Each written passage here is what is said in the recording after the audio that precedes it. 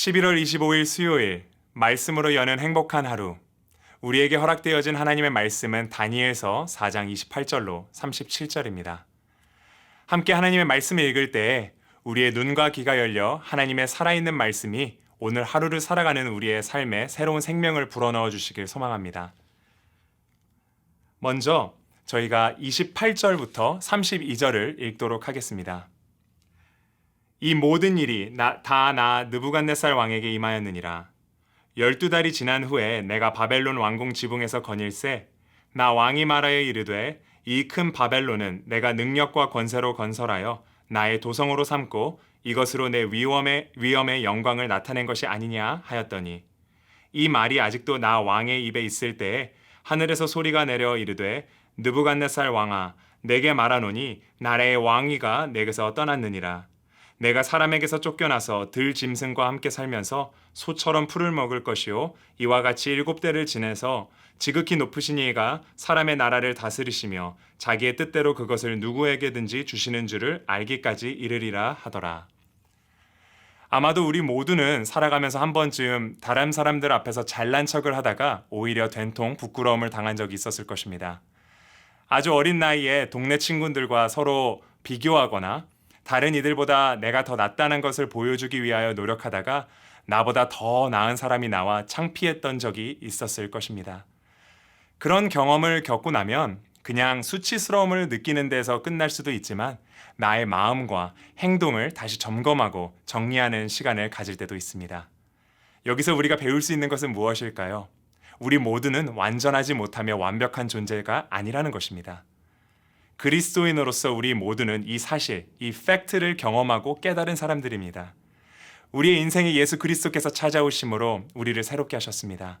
우리가 정말 너무나 보잘것없고 추악한 죄인이며 하나님의 은혜가 없이는 살아갈 수 없는 이들임을 깨닫는 것부터 우리의 신앙이 시작하게 됩니다. 오늘 본문을 보니 다니엘이 예언한 모든 일들이 느부갓네살 왕에게 일어났습니다. 다니엘은 왕이 하나님의 뜻에 따라 공의와 자비를 행하여 자신의 죄를 없애 하나님의 징계를 피하기를 기대했습니다. 하지만 모든 예언이 그대로 성취되었습니다. 저희가 본문에서 알 수 있는 것은 이 예언의 성취의 이유는 딱 한 가지, 교만이었던 것입니다.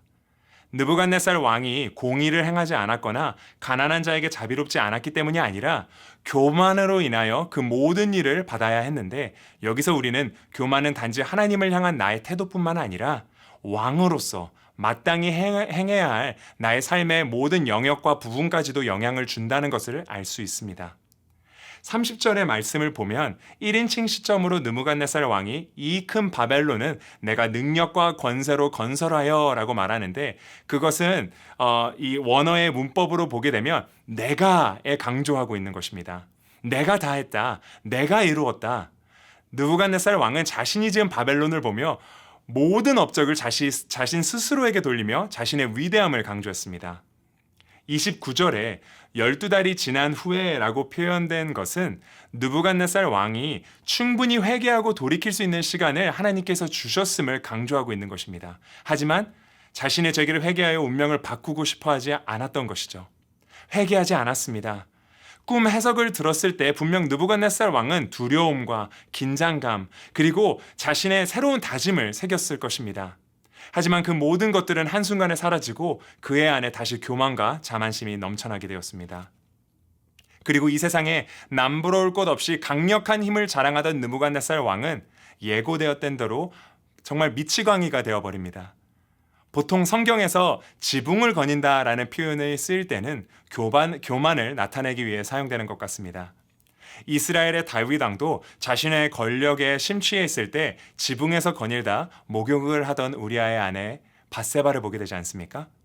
느부갓네살 왕은 지붕에서 4번이나 자신에 대한 1인칭 대명사를 사용하면서 자신의 위대함을 강조했습니다.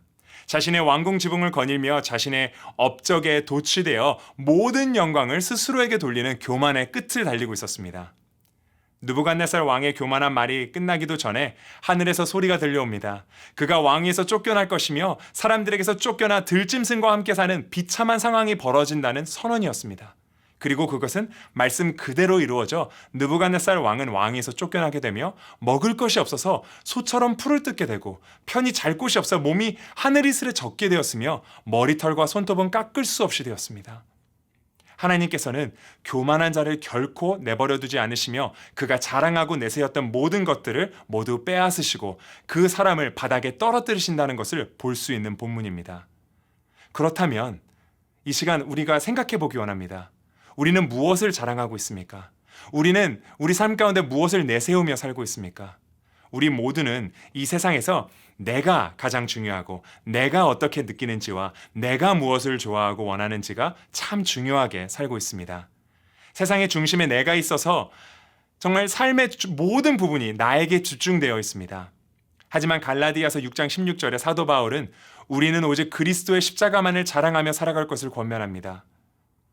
우리는 오늘 하루 어떻게 십자가를 자랑하며 살아갈 수 있을까요? 나에게 맡겨진 선교지, 나의 가정과 직장, 나의 학교와 삶의 터전에서 내가 나의 삶의 주인이 아니라 예수 그리스도가 주인 되시는 삶을 살아가는 우리 한 사람 한 사람이 되길 소망합니다. 저희가 이어 본문 34절에서 37절까지를 읽도록 하겠습니다.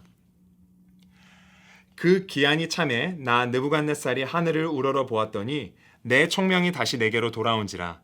이에 내가 지극히 높으신 이에게 감사하며 영생하시는 이를 찬양하고 경배하였나니 그 권세는 영원한 권세요 그 나라는 대대에 이르리로다. 땅의 모든 사람들을 없는 것 같이 여기시며 하늘의 군대에게든지 땅의 사람에게든지 그는 자기 뜻대로 행하시나니 그의 손을 금하든지 혹시 이르기를 내가 무엇을 하느냐고 할 자가 아무도 없도다. 그때 내 총명이 내게로 돌아왔고 또 내 나라의 영광에 대하여도 내 위엄과 강명이 내게로 돌아왔고 또 나의 모사들과 관원들이 내게 찾아오니 내가 내 나라에서 다시 세움을 받고 또 지극한 위세가 내게 더하였느니라. 그러므로 지금 나 느부갓네살은 하늘의 왕을 찬양하며 칭송하며 경배하노니 그의 일이 다 진실하고 그의 행하심이 의로우심으로 교만하게 행하는 자를 그가 능히 낮추심이라. 저희가 읽은 본문을 보니 때가 차고 왕이 하늘을 우러러보는 동시에 왕의 총명이 돌아오고 하나님께 감사하며 찬양과 경배를 드리는 모습이 나옵니다. 그리고 하나님의 주권을 나타냅니다. 하나님께서는 이 땅과 하늘의 모든 것 위에 계시는 분이십니다. 여기서 우리는 느부갓네살 왕의 두 개의 다른 시선을 볼 수가 있습니다. 저희가 처음 읽은 28절로 33절은 느부갓네살 왕이 자신의 왕궁에서 세상을 내려다보고 있었다면 이제 그는 하늘을 우러러보며 지극히 높은 영광의 하나님을 보고 있습니다. 저희가 스쳐 지나가며 깊이 생각해보지 않을 수 있는 부분이지만 이것을 통하여 우리는 느부갓네살 왕의 삶의 초점이 변화된 것을 볼 수가 있습니다. 느부갓네살 왕이 겸손한 모습으로 하나님을 찬양하자 하나님께서는 그의 총명이 돌아오게 하시며 모사와 간원들이 찾아와 왕을 다시 세워주게 하고 오히려 전보다 더 큰 권위와 부를 허락해 주셨습니다. 하지만 느부갓네살 왕은 더 이상 자신의 업적을 놓고 스스로를 높이지 않았습니다. 그 모든 영광을 하나님께 돌리는 것을 우리는 볼 수 있습니다. 그리고 그의 고백과 간증을 통하여 자신 스스로뿐 아니라 바벨론의 모든 백성들이 하나님을 깨닫게 되는 계기가 됩니다. 저번 주에 우리는 3장에서 보여진 느부갓네살을 보았습니다. 하지만 3장에서의 그의 모습과 4장에서의 그의 모습은 완벽히 다른 것을 볼 수 있습니다. 4장에서 그는 자신이 경험한 하나님을 고백합니다. 왕으로서가 아니라 한때 교만했던 자로서의 고백입니다. 또한 37절 후반절을 다시 보겠습니다. 그의 일이 다 진실하고 그의 행하심이 의로우심으로 교만하게 행하는 자를 그가 능히 낮추심이라. 느부갓네살 왕은 하나님께서는 의로우심으로 교만하게 행하는 자를 낮추신다라고 말씀합니다. 느부갓네살 왕은 비로소 자신이 누구인지 그 정체성의 확립을 경험하는 것입니다. 다니엘의 경고를 무시한 채 회개하지 않고 교만하게 살았던 자신에게 주어진 이 7년간의 연단을 통하여 하나님 안에서 자신이 누구인지 깨닫게 된 것입니다. 오늘 본문을 통하여 우리가 배울 수 있는 것은 무엇일까요? 우리는 지금 우리에게 주어진 모든 것들이 하나님으로부터 온 것임을 깨달아야 합니다. 사도 바울은 로마서 11장 36절에 만물이 주에게서 나오고 주로 말미암았으며 주에게로 돌아간다라고 말씀했습니다. 신앙인의 삶은 내 안에서 하나님의 절대 주권을 인정하는 그 자세에서부터 시작합니다.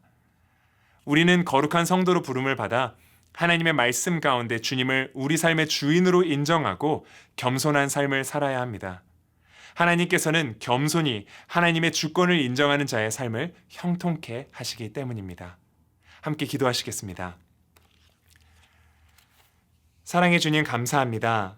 주님께서 사랑하시는 형제교회에 다니엘서 4장의 말씀을 통하여 하나님께서는 교만한 자를 꺾으시며 겸손한 자를 형통케 하신다라는 그 메시지를 받았습니다.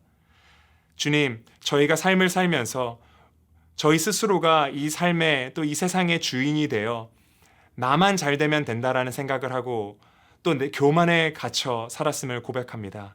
아버지 하나님, 저희의 교만을 저희가 내려놓게 도와주시고 정말 겸손한 가운데 우리에게 주어진 모든 축복이 우리가 누리는 모든 것들이 주님께서 정말 부어주신 그 축복임을 기억하게 하여 주시옵소서.